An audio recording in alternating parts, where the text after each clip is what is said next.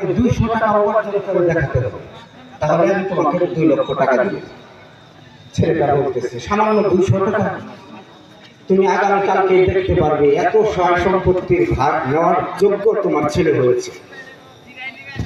সারা রাত নাক ডেকে আদরের সন্তান ঘুমাইছে। পরের দিন 7টার সময় ছেলেটার বাবা ডাকতেছে, এই ওঠো।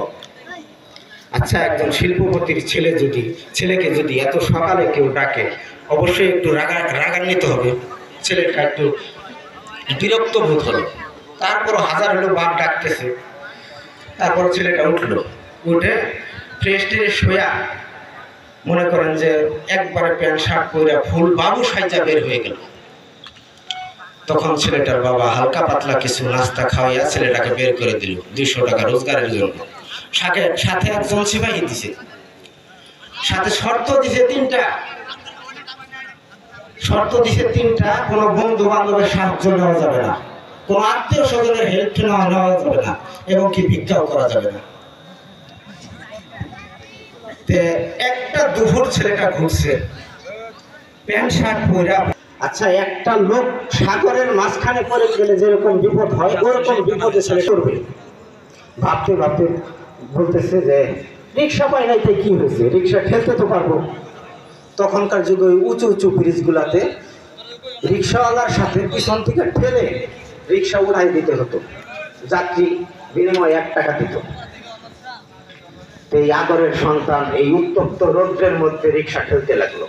1 ঘন্টায় 10টা রিক্সা ঠেলা 10 টাকা কামাই করছে। 11 নম্বর রিক্সা ঠেলতে গিয়া স্লিপ কইরা পইরা হাঁটুর ছাল গেল, রক্ত বের হইতে লাগলো। যাত্রী হাতে 1 টাকার একটা কয়েন ধরাই দিছে। ছেলেটার চোখ দিয়ে অঝরে পানি পড়তেছে। হায় রে হায়, আমার পরিশ্রম, 1 টাকা কামাই করতে এত পরিশ্রম। সন্ধ্যা পর্যন্ত রিক্সা ঠেলা 40 টাকা কামাই করছে। 40 টাকা কামাই কইরা শরীরের অবস্থা একবারে খারাপ, চলতে পারতেছে না।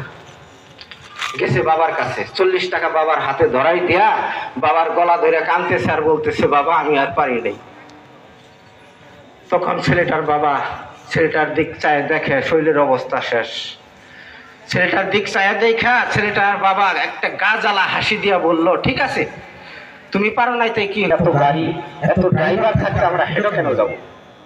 তখন ছেলেটার বাবা একটু রাগান্বিত হয়ে বলল, আজকে আমি এই পজিশনে এসেছি কোনো গাড়িতে বা কোনো এরোপ্লেনে উড়ে আসি। ছেলেটা কি বলবে, তার বাবাকে ভাষা খুঁজে পায় নাই। 2 বাপ বেটা হাঁটতে শুরু করলো বুড়িগঙ্গা নদীর পাড়ে। হেঁটে হেঁটে যেতে যেতে রাত 3টার সময় পৌঁছাইছে বুড়িগঙ্গা নদীর ব্রিজের